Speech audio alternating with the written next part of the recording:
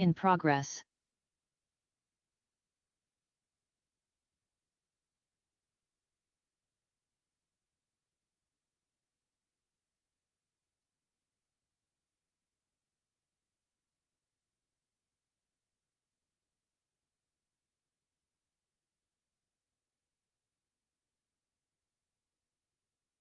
Bien, ¿la campanilla no está? La campanilla no está. Es que sabe que estuvieron haciendo arreglos. Bueno, no hay campanilla. En nombre de Dios y la patria se abre la sesión. Muy buenas tardes. Seguimos en audiencia, ¿no?, de la Comisión de Medio Ambiente, Cambio Climático y Bienes Nacionales del Senado para continuar con el estudio del proyecto de ley en primer trámite constitucional que modifica diversos cuerpos legales con el objeto de fortalecer la institucionalidad ambiental y mejorar su eficiencia, el boletín 16.552-12. Gracias. Sí, antes de darle la bienvenida a nuestros invitados y de darle la palabra y presentarlos, ¿tenemos cuenta, secretaria? Presidente, sí. En la Secretaría se han recibido los siguientes asuntos.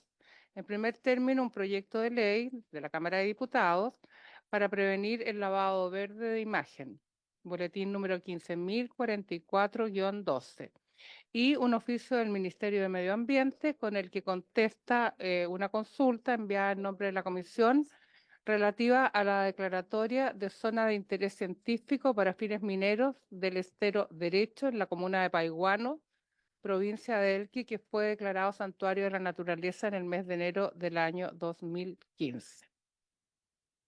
Eso es todo, señor presidente. Bien, muchas gracias, secretaria. ¿Algo sobre la cuenta? ¿Se ofrece la palabra? Sí, Senador Gaona. presidente. Buenos días. Buenos días también a todos nuestros invitados. Solo que si me pudiese, lo de estero derecho, si me lo pudiese precisar, ¿quién lo solicita? Mire, la verdad es que no sé, no supe quién lo solicitaba porque llegó a la presidencia.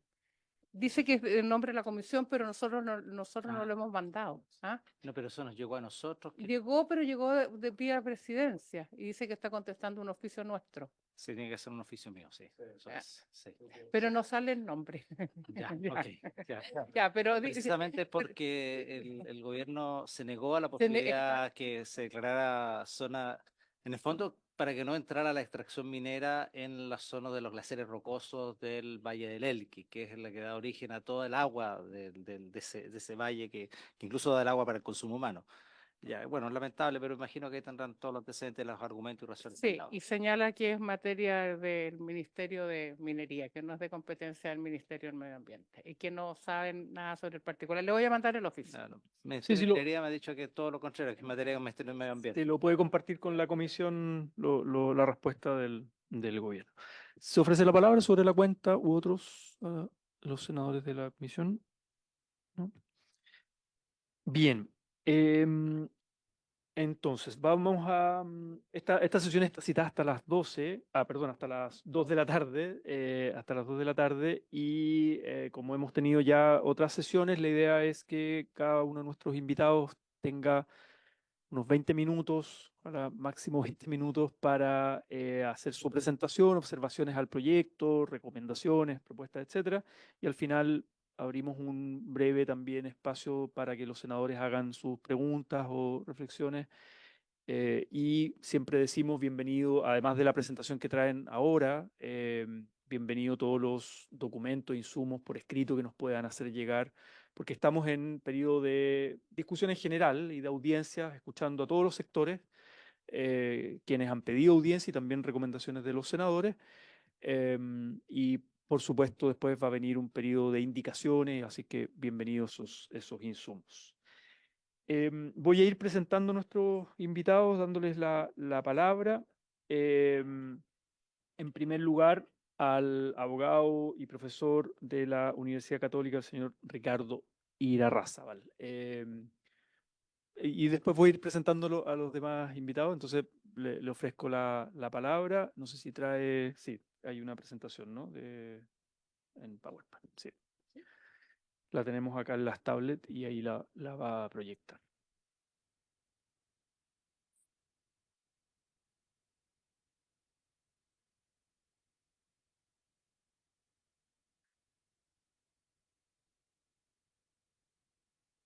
Dice... ese es. Sí.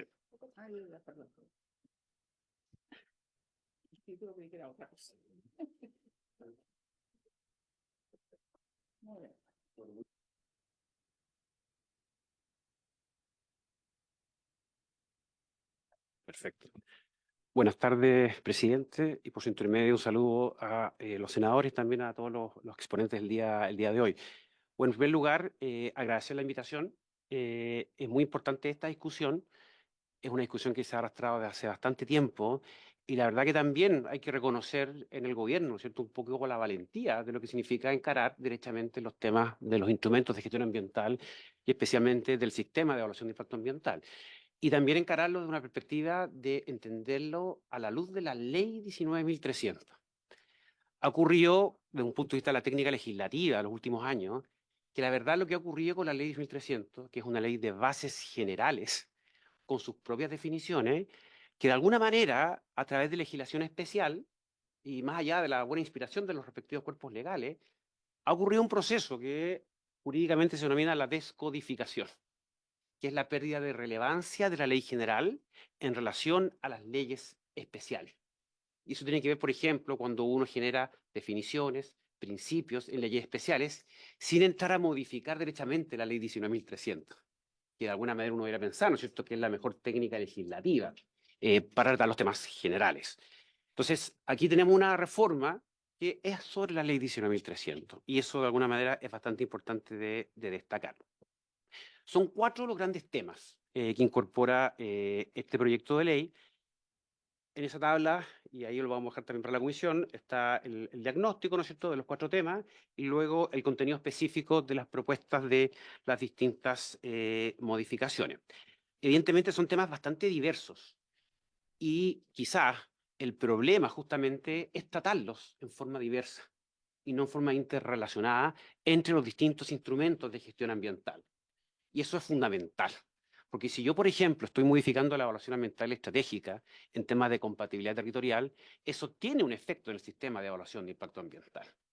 Si yo estoy modificando las lógicas de las políticas, también tiene un efecto en lo que después va a ser la legislación o la regulación que emane de dicha política. Por eso es tan importante analizarlo en forma paralela, las distintas modificaciones, tanto de la lógica de la gestión ambiental, evaluación ambiental estratégica, algunos temas del Consejo de Ministros y el sistema de impacto ambiental, como de la tutela jurídica al medio ambiente, que es de alguna manera una institución un poco distinta a lo que es la gestión ambiental, que es la responsabilidad por daño ambiental. Ahora, desde un punto de vista de las políticas públicas, claro, muchas veces los mensajes de las leyes es algo que en general no se lee mucho. Generalmente la discusión es ir directamente al articulado. Pero la verdad que desde la discusión de las políticas públicas es fundamental entender qué quiere el colegislador, qué quiere el Poder Ejecutivo con un determinado proyecto de ley. Y en esta lámina traté de hacer una especie de resumen entre lo que significa el mensaje y después la descripción de los contenidos del proyecto de ley.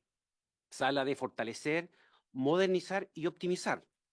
Y las distintas presentaciones del Ministerio del Medio Ambiente, claro, se ha tratado normalmente, ¿no es cierto?, el tema de los plazos. También se habla la palabra fortalecer. Claro, uno no sabe bien qué significa fortalecer desde el punto de vista institucional o desde el punto de vista de la protección ambiental. Y yo creo que en el proyecto de ley, de alguna manera, están ambos fortalecimientos, la lógica de la eficiencia y de los plazos y también la lógica de entender que el bien jurídico protegido es efectivamente el medio ambiente. Y hay una frase importante, el mensaje que dice, procurar hacer más eficientes los procesos asociados a los instrumentos de gestión ambiental, entregando certeza y previsibilidad a todos los actores, subsanar deficiencias y vacíos procedimentales que han sido identificados y proponiendo un marco de reglas claras. Entonces, claro, uno dice, ¿cuáles serían los criterios a la luz del mensaje para evaluar las propuestas?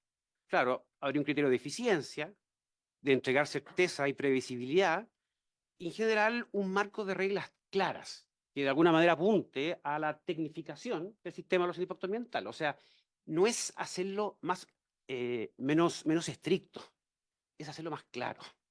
¿Ah? Y hacerlo más eficiente en términos de plazo. Y eso creo que específicamente lo dice el proyecto de ley o hasta un poquito los discursos a nivel de presidencia. Entonces, claro, hay un tema que tiene que ver con la discrecionalidad, y eso no es que la discrecionalidad sea a favor del medio ambiente.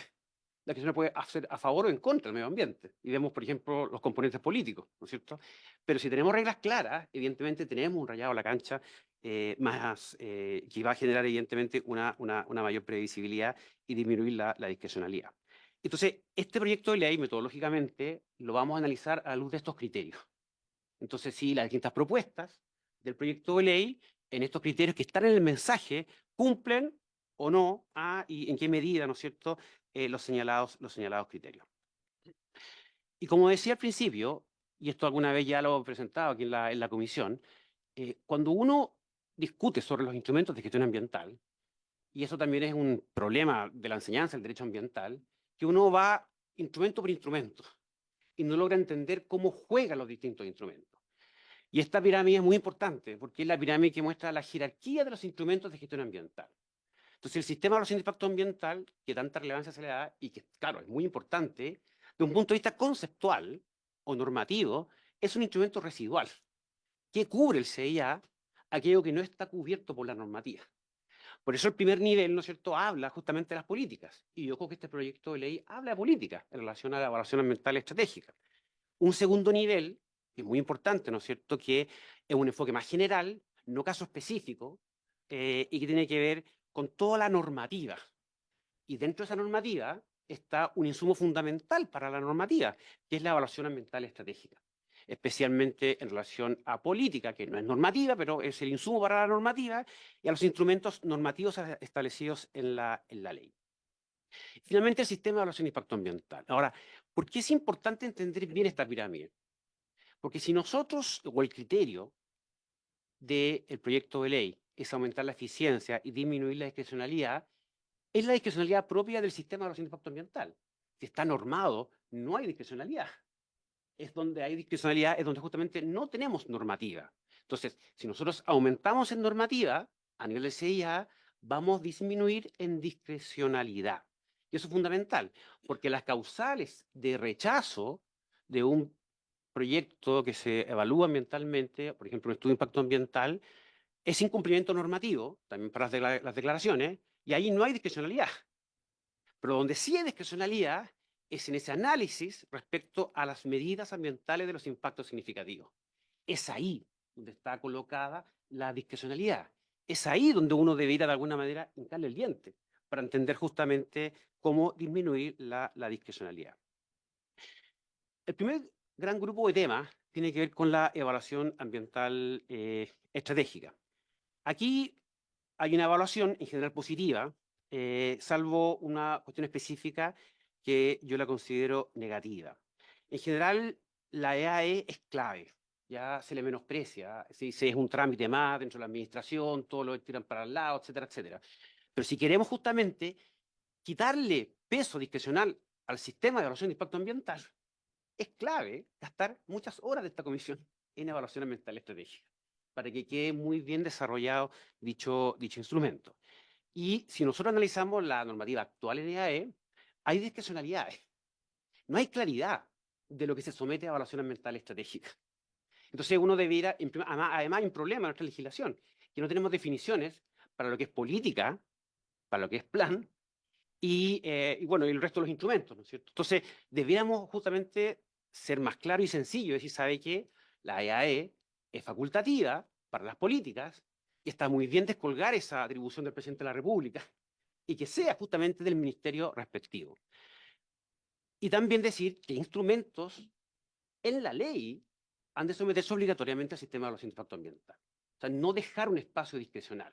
Y si sale una nueva ley a futuro que quiera someter un instrumento a EAE, bueno, que lo diga la ley, ¿cierto? Y que cada ley vaya diciendo qué instrumentos tienen que someterse a evaluación ambiental estratégica. Y aquí hay una cuestión que es muy importante y creo que es un problema que tiene en general el proyecto de ley. Se habla de fortalecimiento y se mira como que el fortalecimiento pasaría sí o sí por fortalecer las atribuciones del Ministerio del Medio Ambiente. Cuando la verdad, que lo que debiera ocurrir más bien es fortalecer el rol del Estado completo y de todos los ministerios en pos de la sustentabilidad. ¿Qué nos preocupa? Recientemente el senador Gaona está hablando del Estado de Derecho. Bueno, que el Ministerio de Minería, ¿no es cierto?, también se preocupe de la sustentabilidad. Que el Ministerio de Energía también se preocupe de la sustentabilidad. Entonces, claro, hay un tema, por ejemplo, con el Consejo de Ministros en relación a esto, pero también con entender que para el desarrollo de las actividades sectoriales, minería, energía, economía, lo que sea, pesca, es fundamental la sustentabilidad. Y ya ha quedado de alguna manera en estos cuerpos legales a nivel sectorial. Entonces, todo el Estado deberá caminar en pos de la sustentabilidad. Entonces, más que atrincherarse en que medio ambiente puede tener, por ejemplo, una opinión vinculante respecto a un informe ambiental, la verdad que uno debiera pensarlo más bien en la lógica de generar la responsabilidad en el ministerio sectorial, de incluir lo ambiental. Y si son políticas, bueno, que quede efectivamente un resorte con el Consejo de Ministros para la sustentabilidad, que se transparenten, ¿no es cierto?, las problemáticas y que efectivamente se haga ese trabajo. Ahora, la lógica de la sustentabilidad, usted ya lo sabe, ¿no es cierto?, son los tres pilares. Y de alguna manera siempre vemos lo ambiental versus lo económico. Y queda un poco de lado lo social. Entonces, de alguna manera, y eso en la normativa ambiental tiene que ver, por ejemplo, cuando se saca una norma de emisión, una norma de calidad, con el análisis general del impacto económico y social de los proyectos. O sea, tal norma ambiental, cuál es el efecto social y cuál es el efecto económico. Bueno, desde la lógica de la EAE, más que hablar de sustentabilidad y medio ambiente, que la verdad es redundante, uno debería hablar de sustentabilidad. Y no solo pedir informe al Ministerio de Medio Ambiente, sino que también al Ministerio de Desarrollo Social. Desde el punto de vista social, ¿no es cierto?, tal normativa, tal instrumento de planificación, bueno, qué efectos va a traer. Entonces, EAE, uno debería ser muy claro respecto a qué se somete a evaluación ambiental estratégica. Las políticas que queden en manos del organismo sectorial, ¿no es cierto? Y eso está muy bien, así está. Ojalá que haya una aprobación del Consejo de Ministros para la sustentabilidad y lo que significa y clarificar en el fondo cuáles son los instrumentos que son en que la EAE es obligatoria. Y ahí un poco yo hablo más que de instrumentos de carácter normativo general, que la verdad que se han hecho muchos informes para saber qué diablo significa esas palabras, es más bien entender, ¿no es cierto?, instrumentos normativos establecidos en la ley, que son de carácter vinculante, ¿no es cierto? Y eso que más que hay un informe vinculante del Ministerio de Medio Ambiente, que va a desincentivar totalmente a llevar adelante el proceso de EAE respecto a los ministerios sectoriales. Cada uno está con sus plazos, quieren sacar adelante sus proyectos, sus temas, ¿no es cierto? Y la EAE siempre lo van a ver realmente como una especie de cacho a nivel sectorial. Ese yo creo que es el punto que uno debiera tratar de desarrollar. Y vámonos al CIA. Y relacionado con la EAE, cuando hablamos de discrecionalidad, una de las cuestiones fundamentales en temas del sistema de evaluación de impacto ambiental es entender cuáles son las causales de rechazo de un proyecto en el sistema de evaluación de impacto ambiental. Y la verdad que de acuerdo al actual del artículo 16, las causales de rechazo son dos.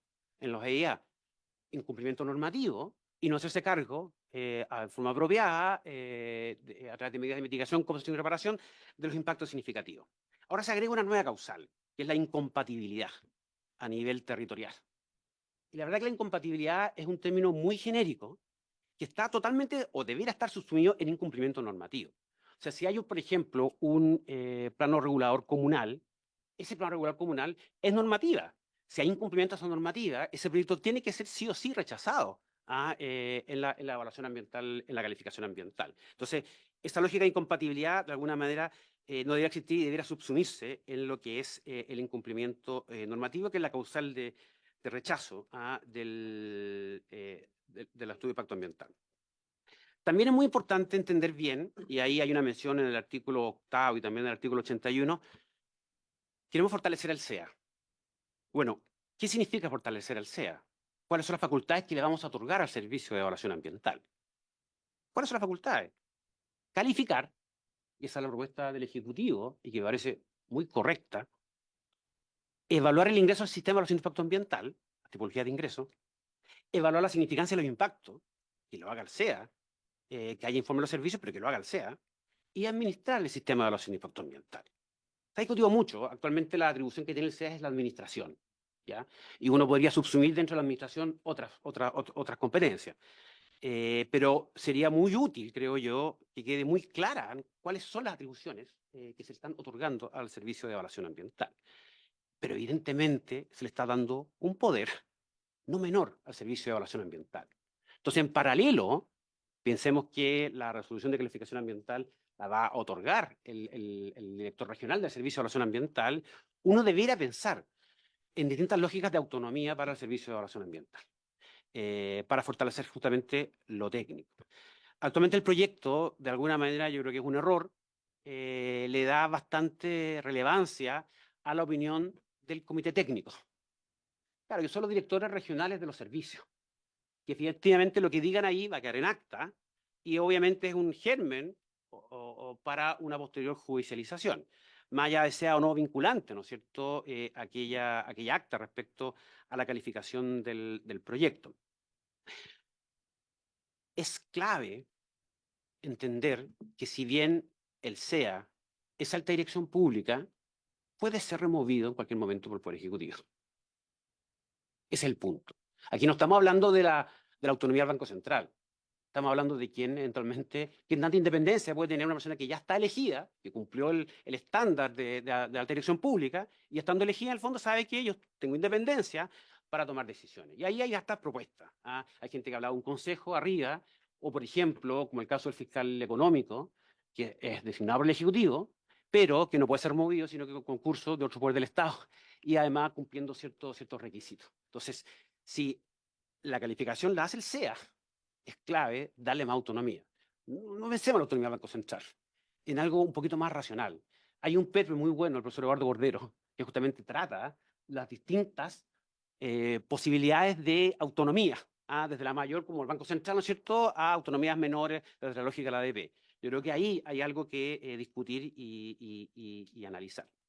Y en el mismo sentido, creo que es muy importante eliminar los proyectos interregionales, bajo esta lógica de que el que califica ambientalmente el proyecto es el director regional. El proyecto interregional, y que también ha existido al respecto, no digo manipulación, pero sí cierto clientelismo, ¿no es cierto?, en el sentido de los proyectos para decir, ok, sabe que esto sea interregional para que lo evalúe la dirección ejecutiva. No es que más exigente, no, pero es mejor porque va a ser más técnico que la región, por ejemplo. Entonces, si vamos a fortalecer las regiones, es clave eliminar la lógica de los proyectos interregionales. Ahora, ¿qué pasa si un proyecto interregional genera eventualmente un impacto significativo en otra región?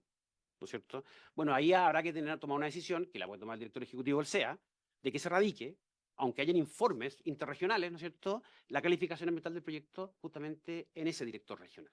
Y esto es muy importante porque justamente el recurso jerárquico que se establece es ante el director ejecutivo del SEA. Entonces, ¿qué ocurre si hay un proyecto interregional que lo califica ambientalmente el director ejecutivo del SEA y cuyo recurso ya no es jerárquico, sino que es de reposición, porque lo define el mismo director ejecutivo del servicio de evaluación ambiental? Entonces, la lógica de la calificación del proyecto en los directores regionales también pasa por la eliminación, creo yo, de los proyectos interregionales.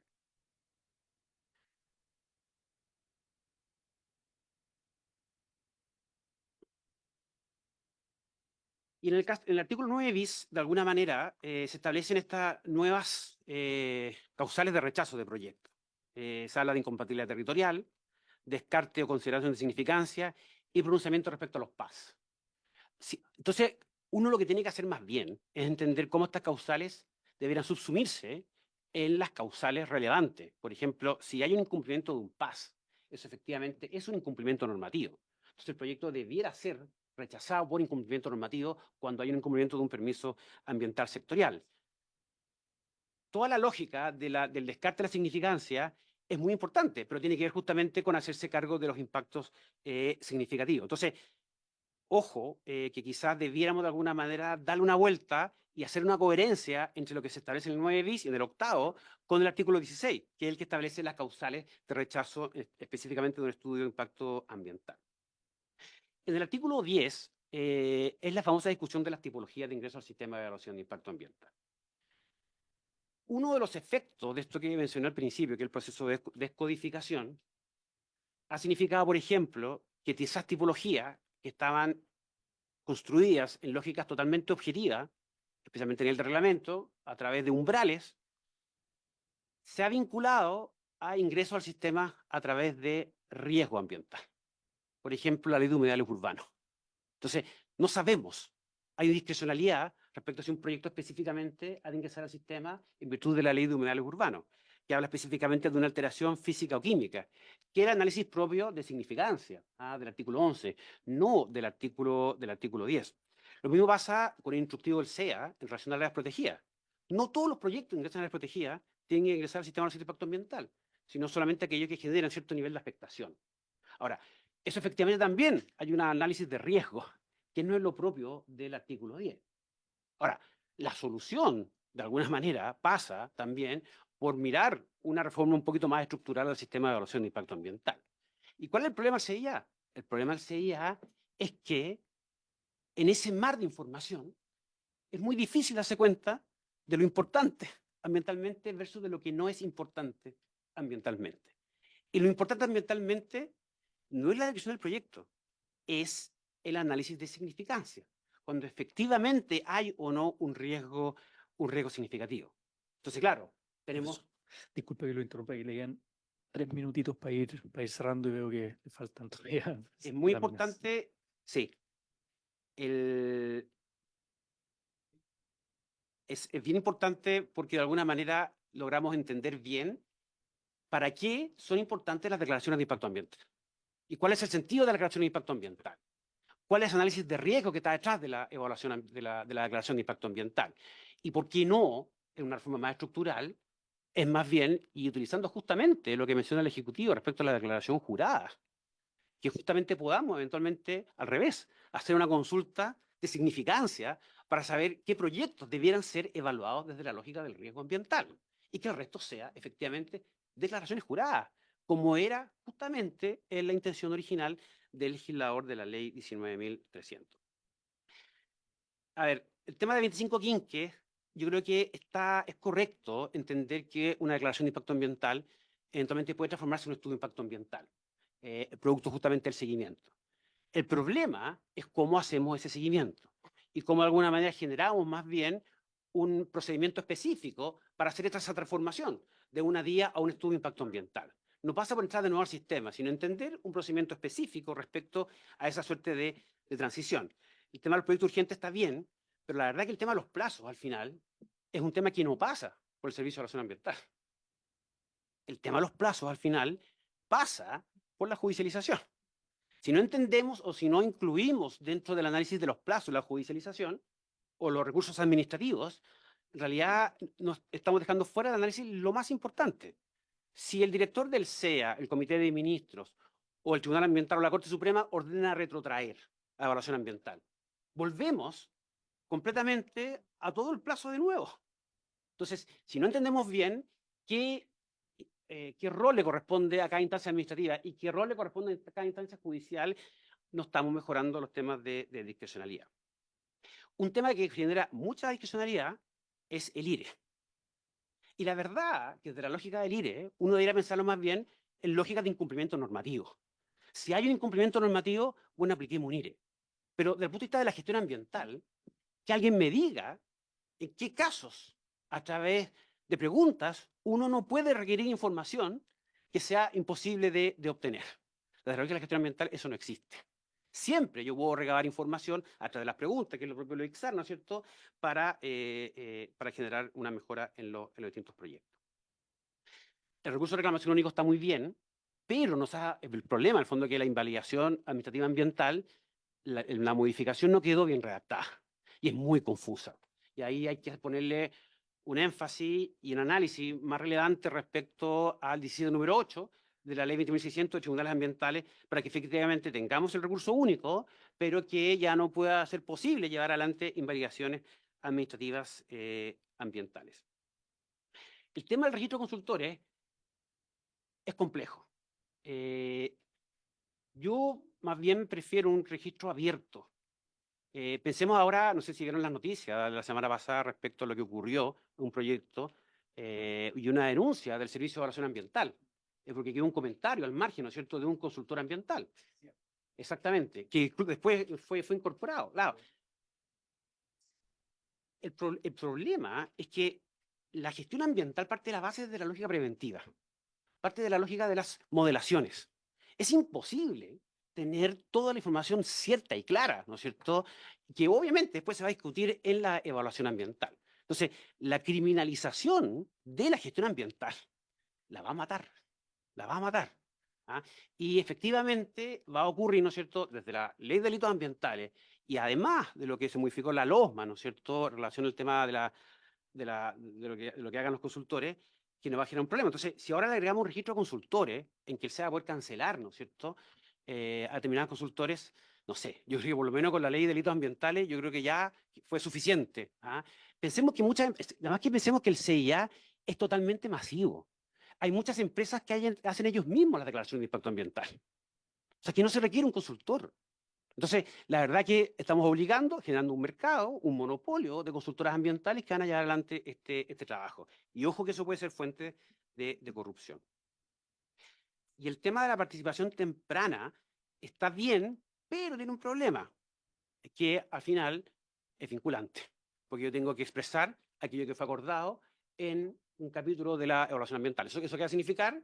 Que nadie lo va a hacer. Lo que actualmente ya se hace bastante. Yo más bien lo generaría de una lógica no vinculante, porque además si es vinculante, va a generar problemas en la evaluación ambiental del proyecto. Si yo acordé algo a nivel de gestión ambiental, que después el CEI se saque y yo no estoy de acuerdo. No. Es vinculante porque fue acordado con las comunidades, aunque técnicamente quizás no era correcto. Ya estoy terminando, presidente.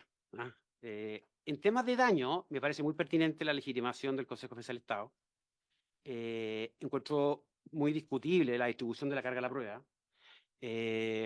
No solamente desde una lógica de las acciones temerarias, ¿no es cierto?, que va a dar lo mismo demandar, etcétera, sino que va a generar muchas implicancias jurídicas que yo creo que no es la forma correcta de abordarlas. La forma correcta de abordarlas, si hay problemas, por ejemplo, en la prueba del nexo causal, bueno, hay otros mecanismos jurídicos que ya están incluso en la misma artículo 52 de la ley 1300 en cuanto a invertir la carga a la prueba, pero no es de una lógica discrecional después de lo que hace el tribunal, sino que establecerlo en la ley. ¿Ya? Entonces, eso, bueno, ahí hay una voz de alerta. Y el tema de la prescripción. Si efectivamente lo que se quiere es que sea imprescriptible, que se diga que es imprescriptible, pero que no se genere en el fondo desde la lógica de las palabras, ¿no es cierto?, la última integral, una idea de que sabe que es prescriptible, pero claro, va a ser muy difícil sacar adelante esa declaración de prescripción, por así decirlo. Y respecto a la facultad del Consejo de Ministros, y este es el último punto, presidente, yo creo que acá hay que mirarlo de nuevo al Consejo de Ministros para la sustentabilidad. Yo creo que fue un error que quedara radicado en el Ministerio de Medio Ambiente. Debiera, más bien, no sé, pensarse, por ejemplo, desde una lógica, y eso es un problema en la ley, que habla, por ejemplo, de medio ambiente y sustentabilidad. ¿Qué queremos? ¿En fondo que cada uno de esté en su trinchera? ¿O queremos que realmente haya acuerdos de gobierno en lógica de sustentabilidad? Yo creo que lo debiera, por ejemplo, decir más bien economía, e incluir los temas sociales en la discusión de la sustentabilidad. Bajo la misma lógica, por ejemplo, de los análisis generales de impacto económico y social, bueno, ¿qué puede decir el Ministerio de Desarrollo Social? Que está tan relacionado con el tema de desarrollo, de medio ambiente y de crecimiento, económico. Y también, en ese sentido, claro, si de alguna manera pasa por el mismo Consejo de Ministros lo que va a haber o lo que no va a haber, ese es un problema.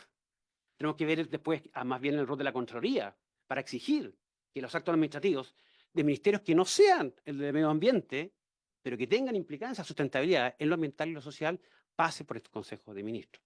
Y además, ojo, que por las características del Consejo de Ministros, que es de carácter resolutivo, justamente desde una lógica eventual, ¿no es cierto?, de mejorar la regulación económica del país, el gran resorte que ya existe, y esto es un mensaje para la ley de permiso, es el Consejo de Ministros para la sustentabilidad. O sea, si hay regulaciones repetidas, regulaciones que no están derogadas, como es de carácter resolutivo, lo que acuerda el Consejo de Ministros es de aplicación obligatoria por parte de los ministerios y servicios. Eso sería, presidente. dar las gracias por la invitación y obviamente yo hablo a nombre del programa de Derecho y Medio Ambiente de la Facultad de Derecho de la Universidad Católica y obviamente todos los apoyos que requiera la Comisión para sacar adelante este proyecto, que es muy importante, estamos con toda la disposición del mundo. Muchas gracias. Bien, muchas gracias, profesor Ricardo Irarrázaval. A continuación, bueno, obviamente está la presentación para la comisión y al final vamos a ver si nos da tiempo para consultas, si no, lo que hemos dicho también con otros invitados, ahí le va a tocar al senador Gaona presidir la Comisión de Medio Ambiente en un par de semanas más, o no sé cuándo el cambio, pero ahora en marzo. Podrá invitar nuevamente a los invitados, ¿no? A los expositores que por ahí quedaron temas pendientes, claro. A continuación le quiero ofrecer la palabra a los representantes de la Cámara Chilena de la Construcción. Tenemos a la vicepresidenta nacional, señora Jacqueline Gálvez, y a la abogada Pilar Pantaleón. Lo mismo, Muchas ojalá 20 gracias. minutos, por favor. Buenos días, señor presidente, senador, senadoras. Agradecemos la invitación a exponer a esta comisión sobre este proyecto de ley. Tal como lo señala el mensaje del proyecto y como lo dijeron distintas autoridades, entre ellas la ministra de Medio Ambiente, este tiene su origen en el pacto fiscal. Es por esto que ambos fueron ingresados de manera conjunta en el proyecto de permisos sectoriales que está liderando el ministro Grau y este proyecto de ley en materia ambiental. Uno de los propósitos del pacto fiscal es impulsar el crecimiento económico, priorizando el perfeccionamiento de permisos y autorizaciones necesarias para los proyectos de inversión y reduciendo tiempos y aumentando certezas.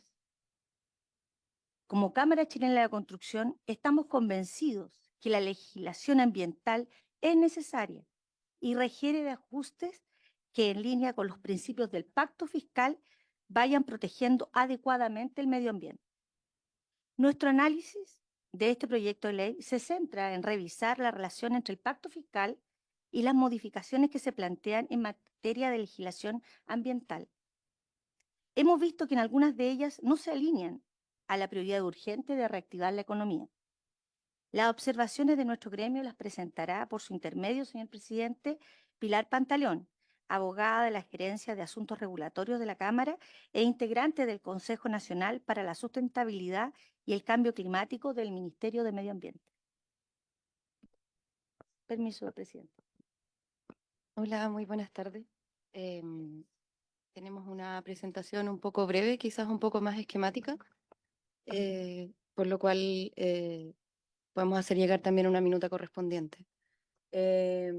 Al respecto, tal como señalaba la vicepresidenta de la Cámara, nosotros centramos nuestro análisis en virtud de que, si bien el Ministerio del Medio Ambiente, para poder llegar a hacer este trabajo, hizo como un trabajo de recopilar todos los proyectos de ley que había en materia ambiental, que es un muy buen trabajo de paso, que se hizo, también se tuvo que priorizar cuáles son aquellas materias que hay que abordar en el marco del pacto fiscal y en otras no. De esta manera también la misma ministra también lo hizo saber en una de las sesiones, que también había que priorizar ciertas temáticas, dado que la legislación ambiental quizá es buena en este país, pero también requiere de ciertas perfecciones, sobre todo por el tiempo que ha transcurrido desde su última modificación más importante.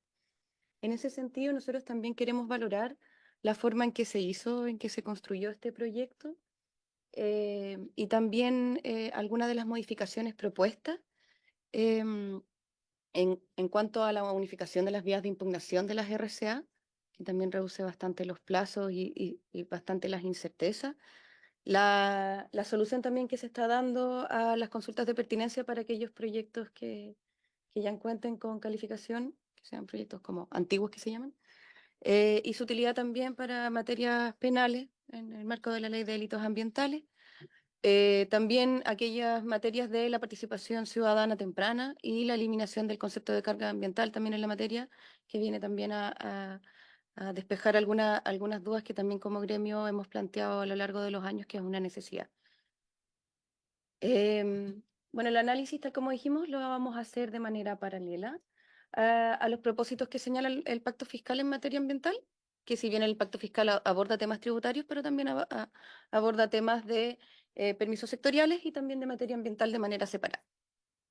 En cuanto a adelantar la participación ciudadana, bueno, ya está recogido en el proyecto de ley, a nosotros nos parece que es adecuado.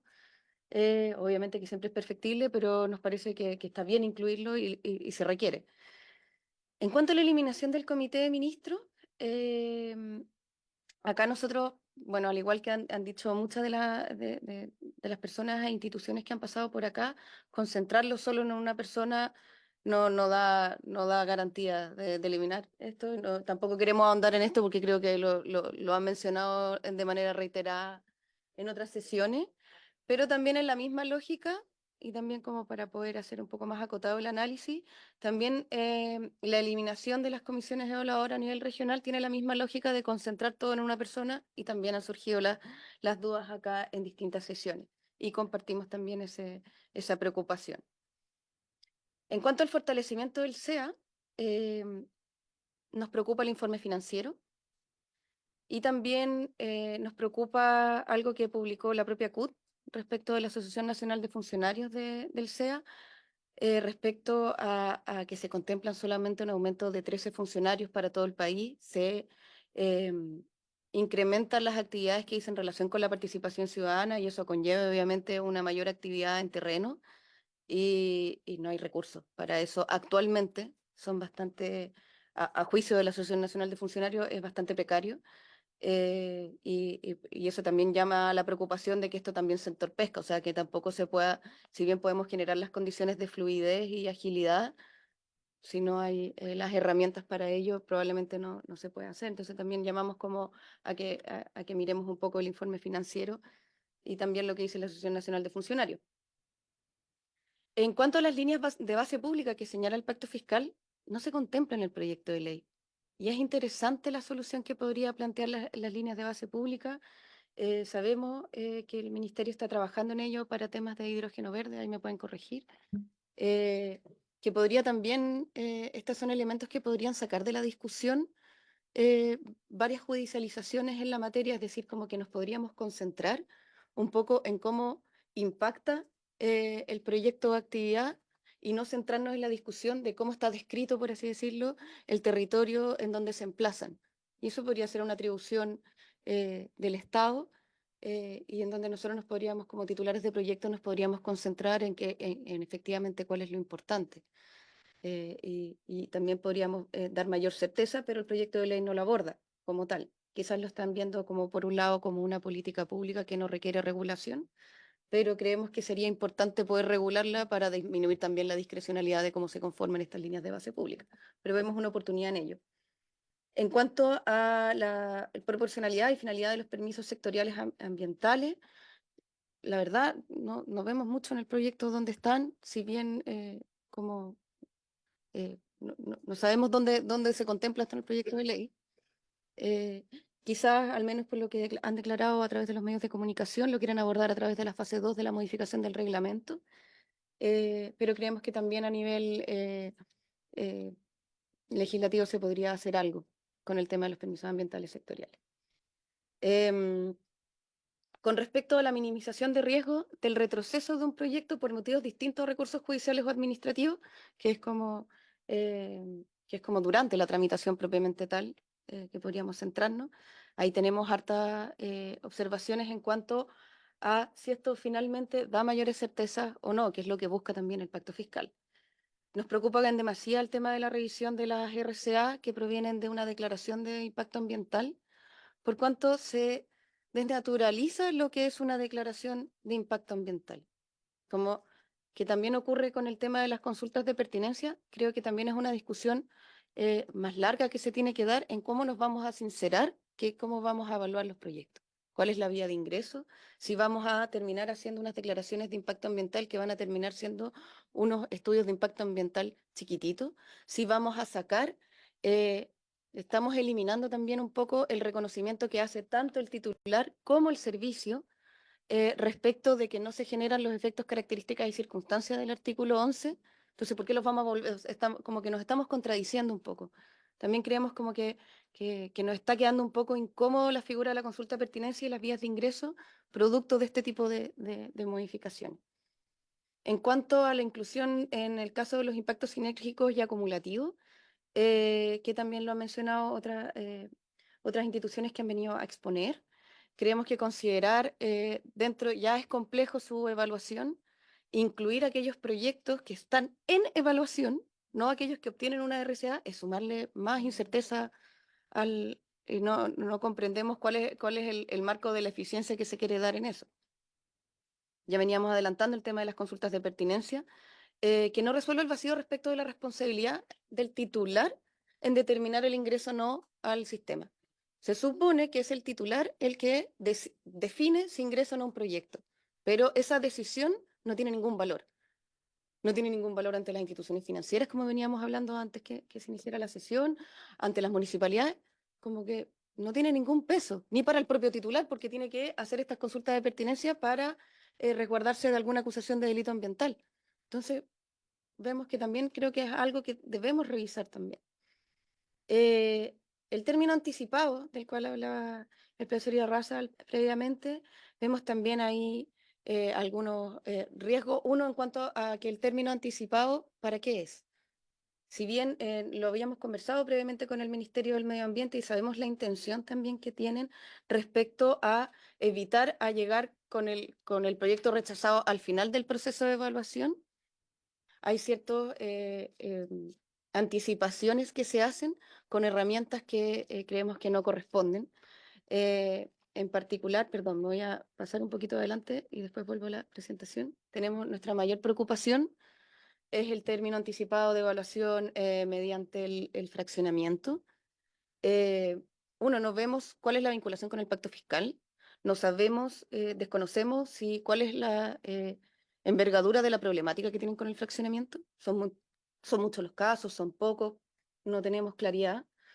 Lo importante también del fraccionamiento es que el fraccionamiento requiere de una intencionalidad, de este concepto de a sabiendas, y eso determinarlo en el plazo acotado que hay para elaborar un IRE, por más que se extienda a la Superintendencia de Medio Ambiente, ya le cuesta mucho, ya se lo cuestionan bastante en sede judicial, y además el SEA no cuenta con las atribuciones, me estoy escuchando repetir, perdón, no tiene las atribuciones iguales que tiene la Superintendencia de Medio Ambiente, y esto es algo que también se discutió en la oportunidad en la reforma de la institucionalidad ambiental en el año 2010.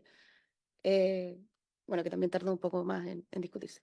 Pero creemos también que el SEA solo puede evaluar el proyecto que tiene al frente y no los que eventualmente podrían darse quizás tal vez, que no han ingresado a sus ojos, por así decirlo. Y también vemos también que podría ser una acusación liviana frente a un elemento para la comisión del delito de elusión. Por lo cual, un pronunciamiento del SEA podría ser constitutivo de generar en grado de tentado la comisión de un delito. Por lo cual creemos que, y realmente no sabemos cuál es la vinculación con el pacto fiscal en la materia.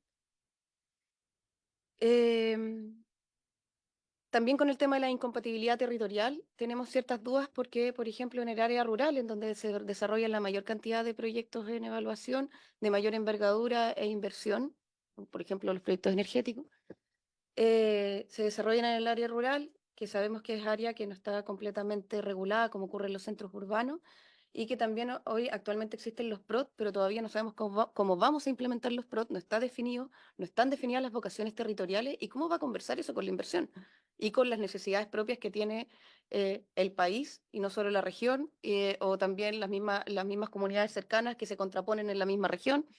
Ya vemos que, por ejemplo, la región de Valparaíso es una región muy compleja, muy diversa, entonces también cómo hacerlo calzar, vemos también algunas dificultades.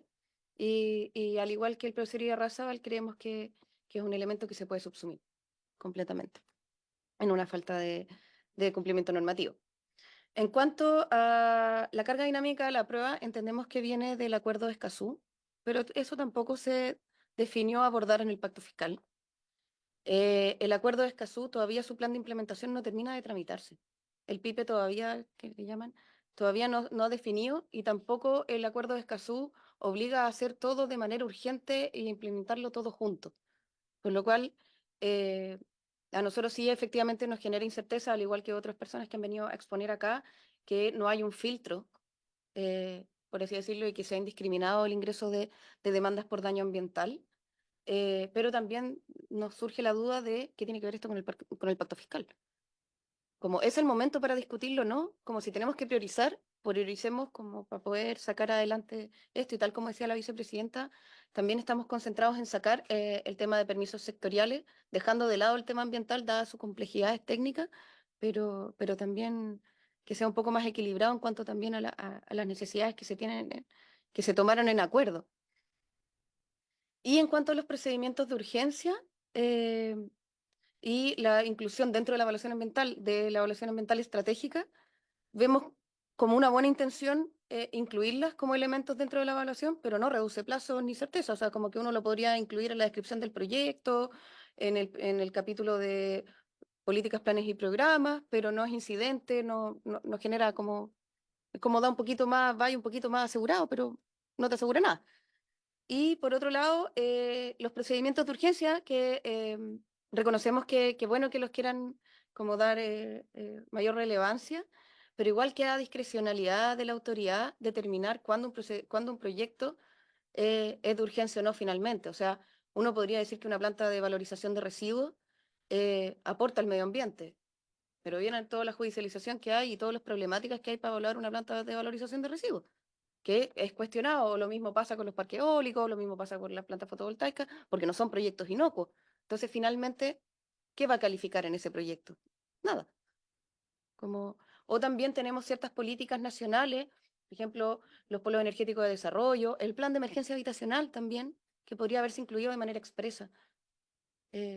Para que no queden estas dudas, creemos que es importante. Y eso, señor presidente, esa es nuestra presentación. Bien, muchas gracias. Presentación de la Cámara Chilena de la Construcción. También nos comparten ahí su presentación. Y por último, le quiero ofrecer la palabra al Centro de Políticas Públicas de la Universidad Católica. Si bien hoy día, por temas de agenda, coincidieron académicos, profesores de la misma institución de educación superior, son espacios distintos, entendemos, Facultad de Derecho y Centro de Políticas Públicas. Por tanto, le ofrezco la palabra. Está Carolina Stam y Felipe Irarrázaval, ¿sí? No sé quién va a hacer uso de la palabra en primer lugar, pero la idea es que también en 20 minutos hagan su presentación. Está acá, ¿no? En la tablet. Sí. Pueden dejar de compartir. No, parece que no. No, Un detalle. yo al menos no la tengo acá. Ah, acá hay una que dice PPTUC. Pero sí, mientras tanto ahí la proyectan. Ahí está. Ya. Sí, avancemos mientras tanto, mientras se carga acá en las tablas. Felipe Rosa, sí, Sí, adelante. por su intermedio, señor presidente, muchas gracias por la invitación a presentar a los miembros de la comisión y a los participantes que están en esta ocasión. Nosotros no venimos del mundo del derecho, venimos del mundo de las ciencias sociales y estamos trabajando hace un tiempo en investigación sobre conflictividad, participación ciudadana y evaluación ambiental, evaluando particularmente el efecto que esto tiene sobre los tiempos de tramitación en su conjunto y cómo la relación entre titulares y comunidades tiene un efecto sobre esto. Tenemos dos proyectos que hemos venido trabajando. Un primer proyecto financiado por el Centro de Estudios de Conflicto y Cohesión Social, en donde evaluamos 400 estudios de impacto ambiental presentados entre el 2012 y el 2019 para identificar cuáles tenían conflictividad ambiental asociada y el efecto que tenía esto sobre la evaluación ambiental como tal. Concluimos que no hay relación estadísticamente significativa para decir que la conflictividad incide en la calificación ambiental, pero sí sobre los tiempos de tramitación, en donde los proyectos que tienen conflictos ambientales asociados tienen 180 días más de duración que aquellos que no tienen conflictos ambientales asociados. La tasa de conflictividad es alrededor del 25% de todos los estudios de impacto ambiental presentados. El tema es que nosotros lo que estudiamos como conflicto ambiental en realidad son eventos de protesta en el espacio público que se pueden asociar a un proyecto en evaluación específico. Entonces nos hicimos la pregunta de cómo un evento de protesta en el espacio público puede estar incidiendo sobre un proceso administrativo. por lo cual iniciamos un segundo proyecto financiado por el Centro de Políticas Públicas UC. Nosotros no somos del Centro de Políticas Públicas como tal, somos del Instituto de Estudios Urbanos y Territoriales, en donde decidimos incluir variables asociadas al proceso administrativo, así como también de la participación ciudadana, porque identificamos que por ahí podría estar la conexión entre conflictividad y tiempo de tramitación. Tomamos una muestra más pequeña de proyectos energéticos presentados a evaluación ambiental o como declaración ambiental que tuviera participación ciudadana entre agosto del 2013 y diciembre del 2021. Sobre este proyecto les vamos a comentar porque de los aspectos relevantes que construimos en esta base de datos, hay dos que alimentan en buena medida lo que puede ser este proyecto de ley. A modo general, lo que hicimos, para tener un poco claridad de esto, construimos variables de tipo administrativo, la cantidad de personas realizando observaciones ciudadanas, la cantidad de observaciones ciudadanas como tal, la cantidad de ixaras que hubieron, etcétera, etcétera, para relacionarlas con los estudios presentados, su tiempo de tramitación y ver si hay un efecto de la conflictividad en esto o no. De los múltiples dimensiones que tenemos, quiero centrarme en dos aspectos de datos como tal, para después dar el paso a Caroline, que presentará cómo estos problemas que encontramos en los datos los queremos traducir en observaciones al proyecto de ley. En primer lugar, hay una relación estadísticamente significativa entre los proyectos energéticos presentados a evaluación ambiental y los que con conflictividad ambiental y los tiempos de tramitación. Particularmente este efecto es más notorio en las declaraciones de impacto ambiental. Las que, comparados con el grupo que tiene conflicto con el que no tiene conflicto, se demoran 300 días más en el sistema, por lo cual hay un efecto muy claro. En los estudios pasa también, pero el efecto no es tan claro. ¿Por qué esto pasa en mayor medida en las declaraciones? Lo voy a soportar un poco más con la siguiente diapositiva. Pero en buena medida es porque las declaraciones son estudios menos robustos, menos extensos en general, que cubren menos aspectos del diagnóstico y relacionamiento comunitario. Por lo cual, cuando hay conflictividad, esta suele ir acompañada de una mayor cantidad de personas que realizan observaciones ciudadanas y una mayor cantidad de observaciones ciudadanas como tal. Esas observaciones muchas veces no están contenidas dentro de los primeros declaraciones de impacto ambiental que se presentan, por lo cual los titulares tienen que gastar más tiempo en ir incluyéndolas en los informes para ir presentándolas en las respectivas respuestas a los IXARA. Como se ve acá, el efecto es mucho más marcado en las declaraciones que en los estudios de impacto ambiental. Por lo cual, punto uno que queremos recalcar es que cuando hay una mala relación entre los titulares de proyecto y las comunidades, y esto se traduce en conflictividad y protesta, también esto va acompañado con una mayor cantidad de observaciones ciudadanas, lo cual tiene un efecto más largo, tiene un efecto en que los proyectos demoran más tiempo en el sistema. Entonces aquí el tema no es solo de la eficiencia o no del Estado de administrar estas observaciones, sino también de cómo los titulares se relacionan con las comunidades y cómo esto es mediado por el sistema. Y el segundo aspecto que queremos comentar, si bien no vamos a hablar del aspecto del recurso de invalidación como tal, sí queremos dar cuenta de cómo las protestas y la conflictividad tienen incidencia en que existan recursos administrativos una vez finalizado el proyecto. Nuevamente, aquí esto es válido para declaraciones y también como para estudios. Cuando hay un evento de protesta, hay una probabilidad mucho más alta de que haya un recurso administrativo al final, ya sea de reclamación o de invalidación. Usualmente hay una gran cantidad de recursos al final de los proyectos cuando se presentan, no es que se presente uno solo. Esto genera obviamente incertidumbre a la solidez de lo que es la resolución de calificación ambiental y también a la experiencia de los titulares en el sistema. Nuevamente, esto está correlacionado con la conflictividad y también con la cantidad de personas participando en la observación ciudadana. Es decir, los proyectos que tienen malas relaciones comunitarias están aparejados usualmente con conflictividad, o sea, ese es nuestro aspecto para identificar que hay mal relacionamiento comunitario, y las comunidades y la sociedad civil se organiza, hace movilizaciones, campañas comunicacionales, pero también observaciones ciudadanas y finalmente, en última instancia, presenta recursos administrativos. Todo esto alargando el tiempo de evaluación en su conjunto. Un poco la foto que tenemos en este conjunto de datos es que cuando hay una mala relación entre titulares y la sociedad civil, se produce movilización social, con protestas, con campañas comunicacionales. También esto va acompañado de mayor cantidad de personas realizando observaciones, una mayor cantidad de observaciones, lo cual tiene un efecto de tramitación más extendido en las declaraciones, las cuales son estudios menos robustos que los estudios de impacto ambiental como tal, y también va acompañado de recursos administrativos, lo que va teniendo un efecto no solo en principios de democracia territorial, en la medida que cómo se relacionan los titulares y las comunidades, sino también en el proceso de evaluación ambiental como tal, extendiendo los plazos de evaluación más allá de aquellos proyectos, comparado con aquellos proyectos que no tienen, que tienen un buen relacionamiento comunitario. Entonces, en este diagnóstico que veníamos trabajando con Carolina Roja y con Francisca Reyes también en este proyecto, estábamos trabajando con dos propuestas específicas y en ese proceso apareció este boletín y nos da la posibilidad de estar comentando esto acá. En primer lugar, para la relación entre conflictividad, observaciones ciudadanas y tiempos de tramitación, lo que dice la literatura y la experiencia internacional es que la participación temprana es el camino. Y esa es la mejor manera para ir administrando esta forma de relacionamiento y eso potencialmente tener un efecto en que los tiempos de tramitación sean más acotados en el proceso de evaluación ambiental como tal. Y en segundo lugar, para disminuir la probabilidad de que haya un recurso administrativo al final del proceso de evaluación, con la incertidumbre que esto genera, también se recomienda, y está recomendado otras veces en el país, que existan unidades de mediación de conflicto, nosotros aquí lo proponemos dentro de los tribunales ambientales, que puedan intervenir el proceso, generar acuerdo entre las partes y de ese modo disminuir la necesidad de las comunidades o la sociedad civil de atender finalmente a procesos de recursos administrativos o eventualmente de manera posterior a judicialización. Y ahora vamos a detallar un poquito más estas dos propuestas y compararlas con el boletín también.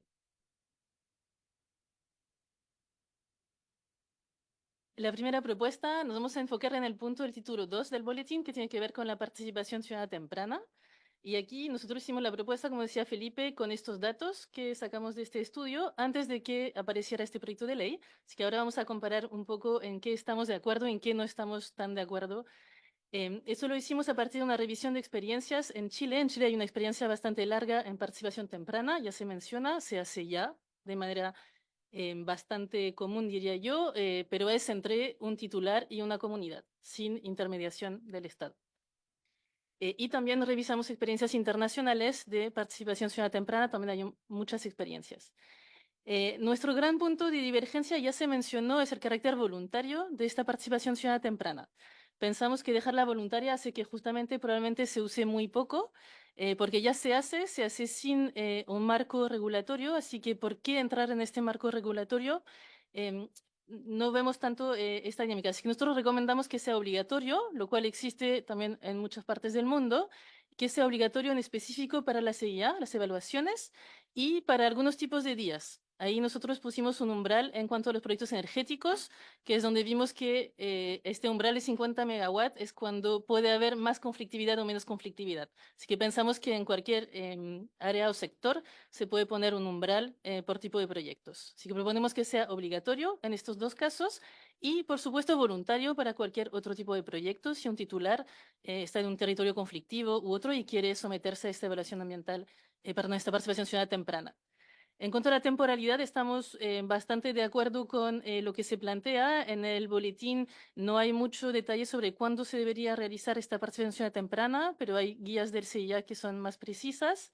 Se propone una duración de 12 meses más una ampliación de 6 meses. Nosotros propusimos un tiempo un poco más corto, pero pensamos que es un tiempo que está bastante adecuado. Creemos que es importante agregar en el boletín, en el proyecto mismo, un plazo máximo en el cual el titular puede presentar el proyecto después de realizar esta participación ciudadana temprana. O sea, una vez que termina su participación ciudadana temprana, ¿cuánto tiempo tiene para ingresar al CIA? Porque claramente puede haber mucha modificación en este tiempo. Nosotros propusimos un tiempo de 1 año. En cuanto a la supervisión, estamos de acuerdo con el rol del CA. Y la modalidad es bastante similar también. Vemos bastante factible hacer un registro de facilitadores. Ya existe en el caso de la SMA, así que lo vemos bien, así como las etapas de este. Otra diferencia que tenemos en cuanto a la propuesta tiene que ver con el tipo de resultado de esta participación temprana. En el boletín se define que sea un documento con lineamientos técnicos y que termine, y aquí concordamos también con el profesor Irarrázaval, con incluir la decisión del proponente. Significa que sería un documento vinculante o que tendría ya la propuesta, lo cual lo complejiza. Nosotros proponemos que sea un documento un poquito menos ambicioso en cuanto a su carácter resolutivo y que sea más bien un documento que defina las alternativas y preferencias de la comunidad. y que sea un documento público. Su carácter público es muy importante para justamente que tengan validez. Y proponemos que cuando se presente el estudio o la declaración al CIA, ahí se adjunte un informe adicional que incluya la postura del titular y cómo se hizo cargo justamente de lo que dijo la comunidad en esta participación ciudadana temprana. En cuanto a la articulación con el CIA, no tenemos grandes diferencias tampoco. Ahí se define más bien el rol del CIA de recibir estos lineamientos y la idea de que se presente la información después, posteriormente en el CIA. Y en el financiamiento también tenemos posturas similares. La segunda propuesta que teníamos y que no está en este proyecto de ley, pero que queríamos igual enfatizar acá, también ahí revisamos experiencias tanto nacionales como internacionales. El proyecto MISI del BID, por ejemplo, o las Defensorías del Pueblo en Argentina o en Perú. Y pensamos que la idea de incluir un mecanismo de mediación de conflicto dentro de este proyecto o afuera como otro tipo de proyecto es importante e interesante para tratar este punto de la participación y la relación con las comunidades para también acortar plazos de tramitación. Y aquí proponemos que sea solicitado por cualquier actor afectado por el proyecto, que se realice en cualquier momento hasta la participación ciudadana dentro del sistema de evaluación de impacto ambiental, es decir, antes del ICSARA, para que se pueda ser incluido en el ICSARA.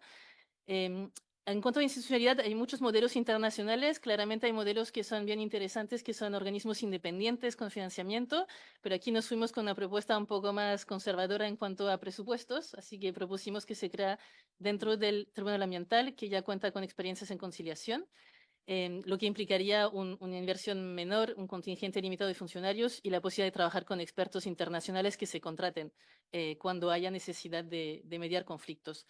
Los números de conflictos ahora hablamos en cuanto a porcentaje, pero en número de conflictos al año no hablamos de números tan altos como para no poder trabajar con una unidad flexible de este tipo.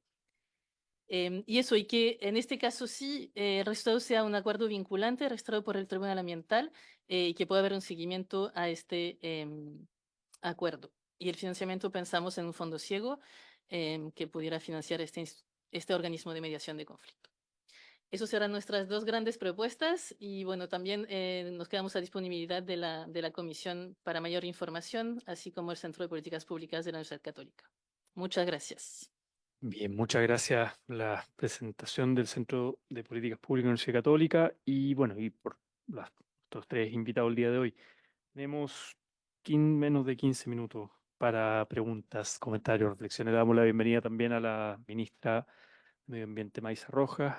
Se ofrece la palabra, senadora Isabel Allende, senador Matías Walker.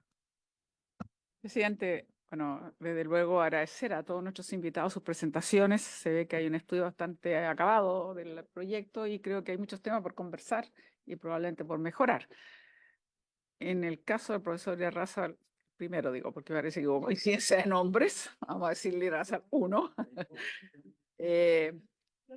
Sí, parece que está muy llena de la Católica y la Raza. Bueno, pero aparte de aquello, es interesante porque parten todos diciendo que ha sido atrevido el gobierno o valiente el gobierno. He escuchado esa palabra como 2 o 3 veces, pero como que nos quedamos ahí y después viene una cantidad de consideraciones más bien negativas que yo no veo dónde quedó, digamos, el balance más positivo. Eso es como una cosa muy general, pero al margen de aquello. Me gustaría preguntar lo del silencio negativo, en el caso que el CIA no responda a un plazo terminado, ¿eso debe haber acompañado de algún tipo de sanción funcionaria? Si les parece bien, debe ir... eso es como una cosa muy puntual que me parece. Y en el caso del Consejo Ministro de Sustentabilidad, la verdad es que no es para que discutan, yo creo, los criterios del medio ambiente, pero sí me parece interesante algo que plantearon, ya se me confundió quién es de los 3 ponentes, me van a disculpar, pero sí el que sectorialmente, en lugar de estar todo concentrado, comillas, la sustentabilidad en medio ambiente, que cada instancia sectorial tenga esta preocupación. Estábamos conversando con el senador Gaona aquí a mi lado brevemente y me decía, es un poco como el tema del marco de violencia contra la violencia integral a las mujeres, de que todos y cada uno de los ministerios debiera tener una cierta mirada de género y cada uno de su perspectiva la incorpora. Entonces creo que eso es bastante interesante, no es que sea el Consejo de Ministros de Sustentabilidad como el único instrumento, sino que sectorialmente cada uno debiera tener la preocupación por la sustentabilidad. Y eso crecimiento y sustentabilidad, digamos.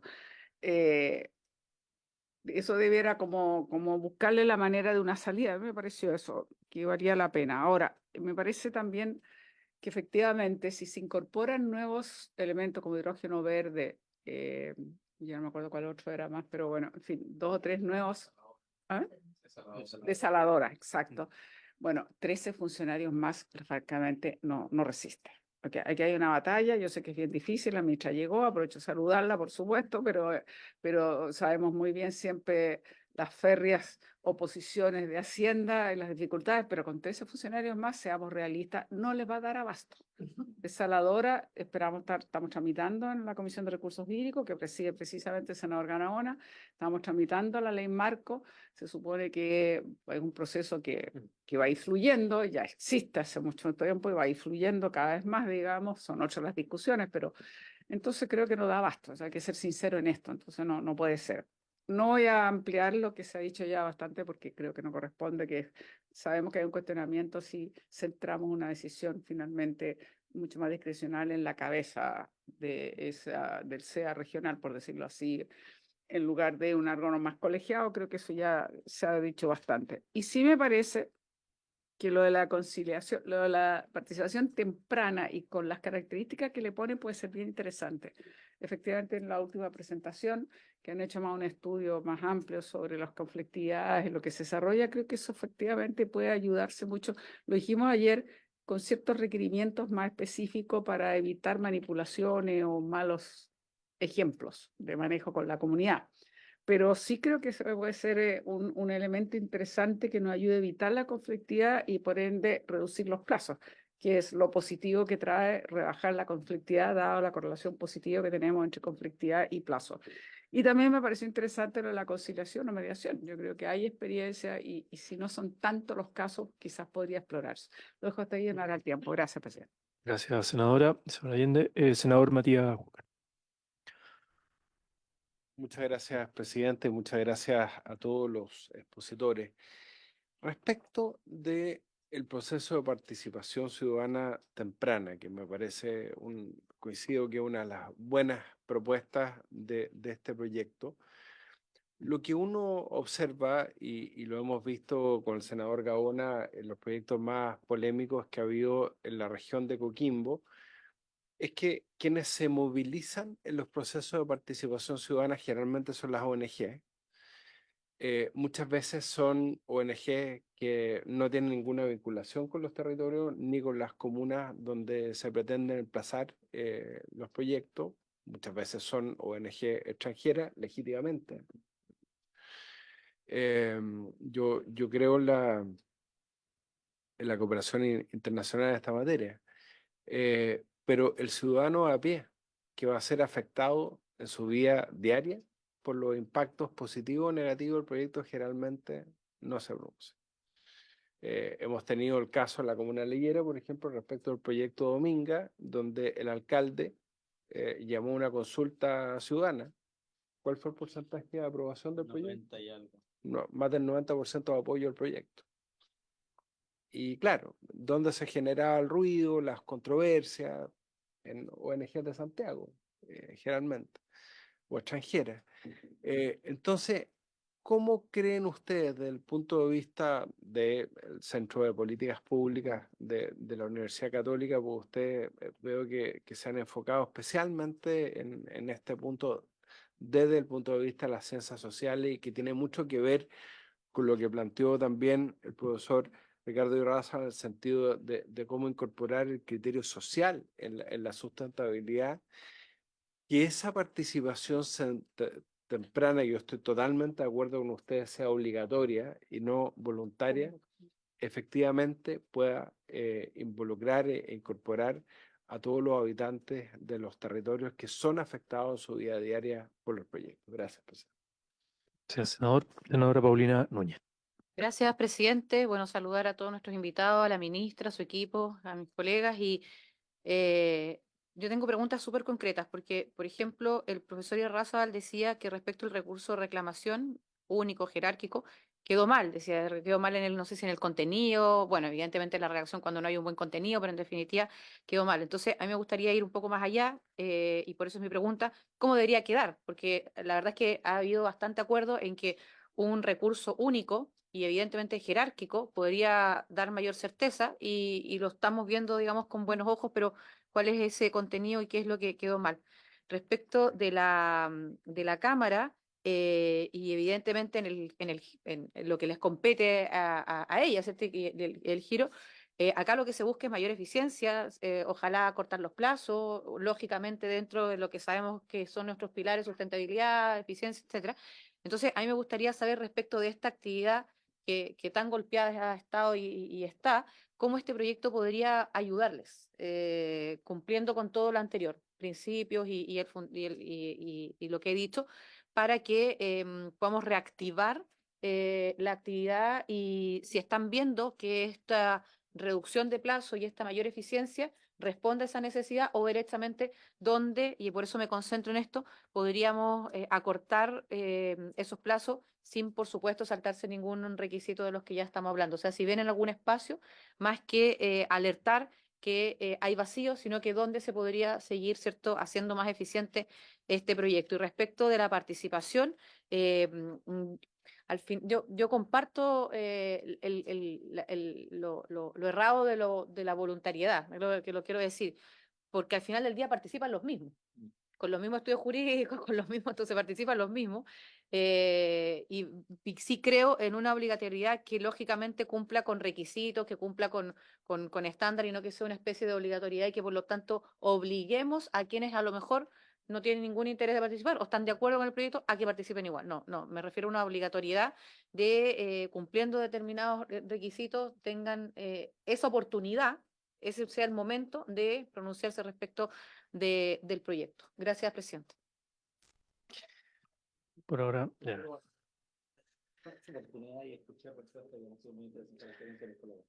Bien, yo me sumo, sí, con un comentario breve también por la experiencia acá en la región de Valparaíso.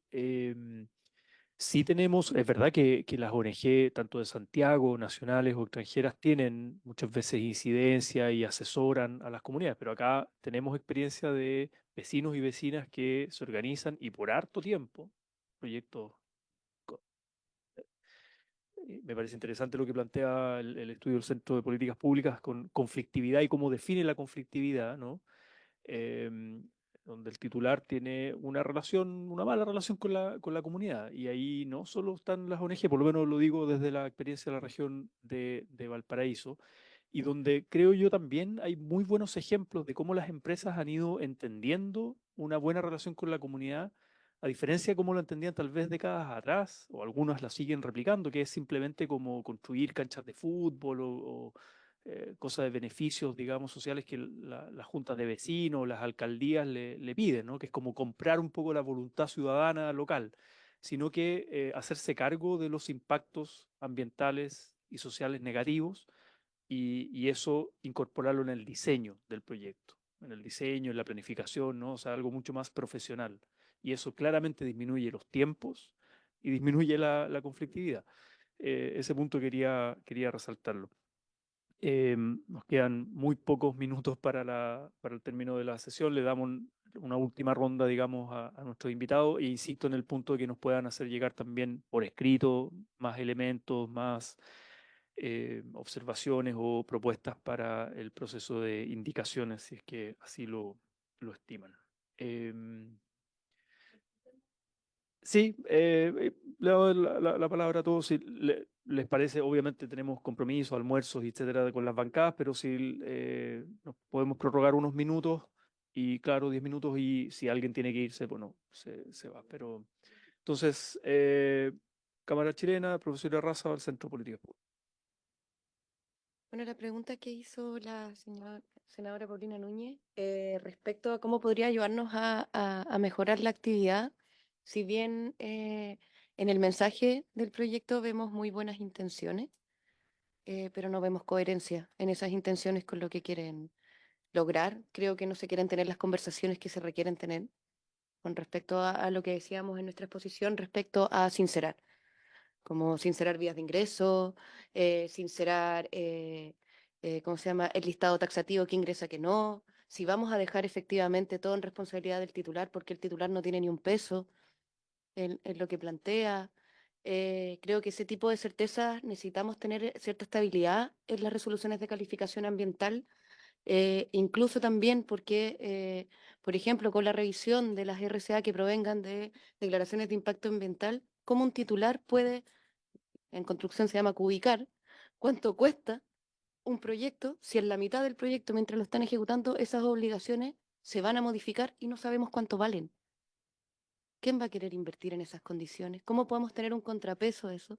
Considerando también que las variables ambientales no es algo que ya se reconoció en la declaración de impacto ambiental, que no tienen efectos, características y circunstancias del artículo 11.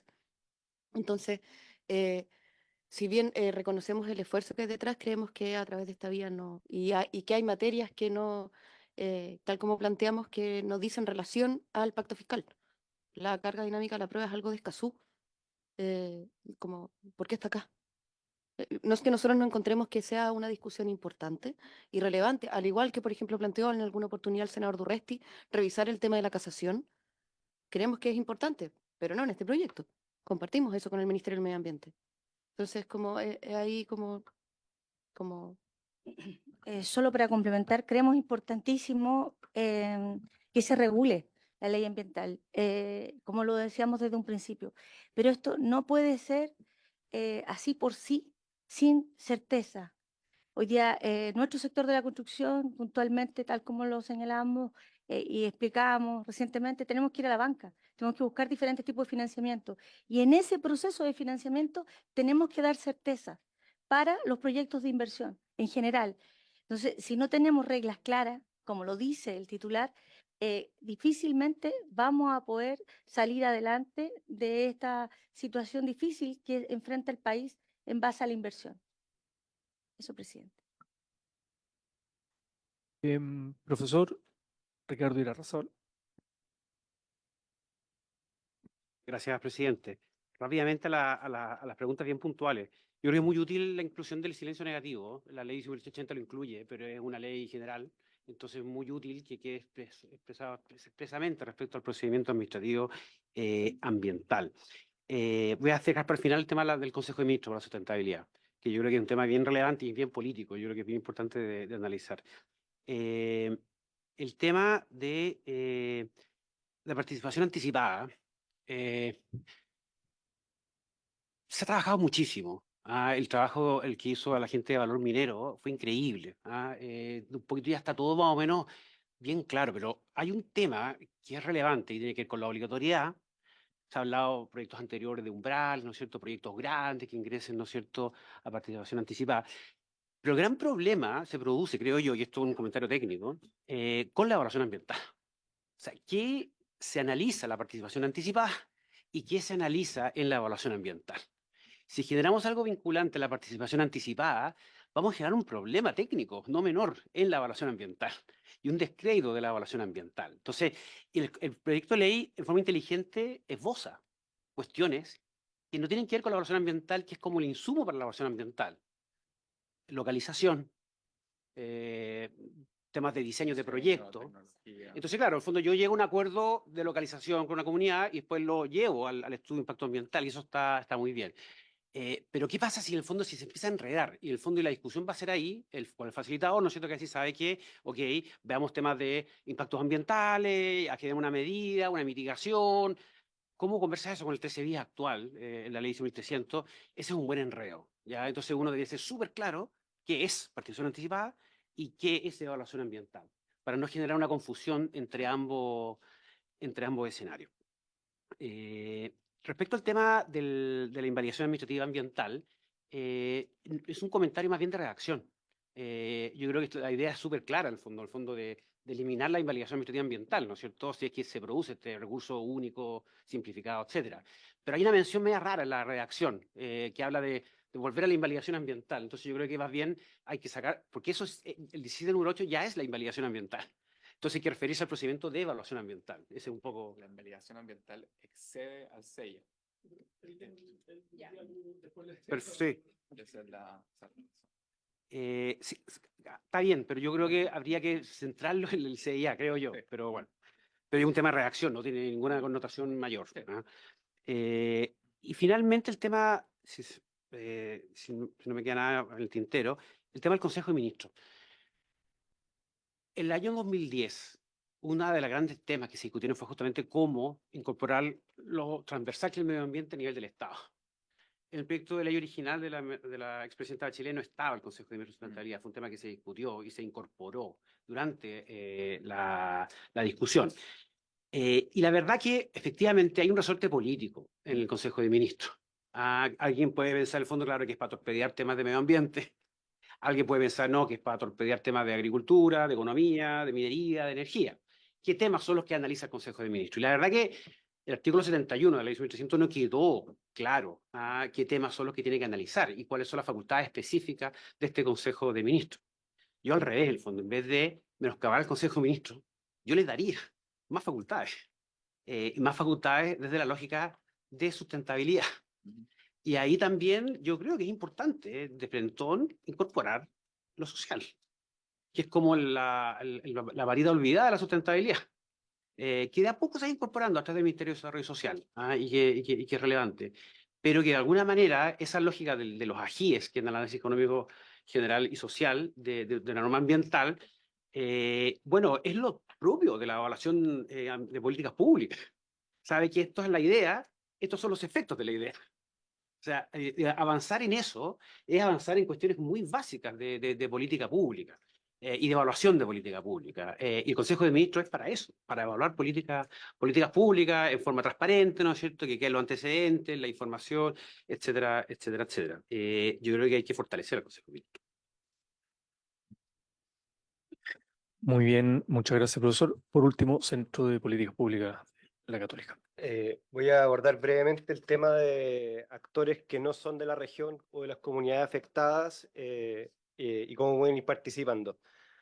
En el catastro que tenemos nosotros, la mayor parte de los conflictos son conflictos que la mayor parte de las personas no conocen. Son catastrados por prensa regional que usualmente las grandes ONG realmente les pasan fuera del radar. A veces conflictos por aspectos muy específicos en donde el aerogenerador tiene que estar 300 metros más hacia un costado, y a veces son conflictos de mayor alcance en lugares de mayor alcance que atraen más atención internacional y nacional, y se genera esto. O sea, no hay que asumir que los conflictos sean estas ONG o agrupaciones que están participando. El mundo es muy diverso de conflictividad y de proyectos, y ese es el valor un poco del trabajo que tenemos nosotros. No quedarnos en un proyecto en específico o en una selección de casos que nos permiten decir el argumento, sino tener una perspectiva total de los proyectos presentados. En ese aspecto, ¿cómo podría ser la participación temprana y cómo se podría relacionar? Una posibilidad es ver que sea enfocada en comunidades con afectación directa. El tema ahí con la comunidad de afectación directa es ver cómo ésta puede tener un poco el mismo nivel de influencia y de negociación que un titular y su equipo de abogados y profesionales que van a ser más robustos que lo que tenga la comunidad, cómo se puede ir nivelando la cancha en ese sentido. Y por otro lado, cuando el proyecto no solo afecta a la comunidad de afectación directa, valga la redundancia, sino también algunos bienes que podemos considerar nacionales, como un glaciar o un área protegida, como el resto de los chilenos, que somos también, estamos relacionados a ese territorio, podemos ir generando una observación en este proceso. Eso es algo que se puede ir resolviendo y se pueden ir generando las condiciones específicas mediante los cuales gente que no sea de afectación directa, es decir, de la comunidad que está al borde del proyecto o algo por el estilo, tenga que pronunciarse en una etapa temprana o avanzada. Sí, solamente sumar que las metodologías de participación temprana en general incluyen una etapa de definición de actores y el hecho de que sea un proceso regulado permite justamente asegurarnos de que metodológicamente este proceso de participación sea sólido. De hecho, las guías que existen, la de CIA, por ejemplo, la nueva de fin del año pasado, la de Ministerio de Energía, etcétera, incluyen también esta precaución, ¿no? De no solo incluir al que grita más fuerte, sino que tener digamos, un buen reconocimiento de los actores locales. Muy bien. Bueno, muchísimas. Sí, el Ejecutivo, los últimos minutitos. Ministra, Sebastián. Muy buenas tardes, presidente, por su intermedio. Saludo a los senadores y senadoras. No, les vengo a avisar nomás de que tenemos ley de turberas, así que esa es la razón por la cual llegué tarde. Y dado que no estuve participando, le doy la palabra a Sebastián que responda. No, yo solo agradecer a los invitados, por supuesto, por su exposición, siempre muy contundente. Yo quisiera quizás señalar solamente por el tiempo que tenemos que existe este bicho, ¿no? De que el diablo está en los detalles, pero también a veces quizás uno lo puede dar vuelta también y decir, en los detalles uno también puede encontrar ciertas cosas buenas, que yo creo que es importante que rescatarlas del proyecto de ley, que no siempre a veces aparecen en las conversaciones, porque a veces uno tiene que exponer y dedicarse a las cuestiones que son más generales. Este proyecto de ley, creo que lo hemos mencionado antes, se caracteriza por tener una batería de medidas que intentan abordar diferentes proyectos de un sistema que ya lleva 30 años operando, digamos. Entonces, en ese sentido, creemos que hay ciertos avances que sí son importantes. Se mencionó, por ejemplo, en el silencio negativo. Nosotros aquí lo que estamos proponiendo es un avance, porque el silencio negativo ahora va a ser automático, ¿no? Y no va a requerir de un acto de autoridad que muchas veces termina significando que el silencio no existe, efectivamente. Entonces, se hacen aportes como ese, que son aportes que uno puede mirarlo incluso de perspectiva general del derecho público. Y hay otras medidas que están sí efectivamente pensadas en sectores específicos que son muy claves. Por ejemplo, en el caso de la construcción hay una modificación muy concreta que nosotros estamos quitándole la atribución hoy en día a las DOM, que hoy en día las DOM tienen que verificar que si hay o no una resolución de calificación ambiental. Muchas veces esos profesionales no tienen las condiciones para hacerlo, entonces requieren que ir al CEA, etcétera. Nosotros eso lo estamos eliminando, lo estamos cambiando, ¿no? Por una estructura en la cual si es que ellos tienen algún indicio de que pudiera haber una ilegalidad, tienen que notificar a la Superintendencia del Medio Ambiente. Pero no pueden negar un permiso de recepción definitiva meramente por el indicio, digamos, de una DOM, sino que tienen que denunciarlo al órgano competente, que es la Superintendencia del Medio Ambiente. Eso va a tener un efecto bien concreto en el otorgamiento de por ejemplo, los permisos de recepción definitiva y su vinculación con la resolución de calificación ambiental, porque obviamente esto es dentro del margen de lo que podemos hacer de medio ambiente. Así que nuestra invitación es más bien ver eso. Aquí hay grandes temas, pero también hay medidas bien específicas que se están tomando para lograr los objetivos que se nos ha propuesto, bueno, el presidente de la República, y digamos aquí todo el país estamos en eso. Así que nada, eso agradecer nuevamente. Vamos obviamente a tomar las posiciones de cada uno y ya vamos viendo también cuáles son los aspectos que tenemos que trabajar para hacer prontamente también propuestas de mejora de este proyecto de ley. Muchas gracias. Gracias, Sebastián. La senadora Allende Entonces, vio... no solamente como tema que queda dando vuelta, que no lo planteamos el tema de también las emergencias.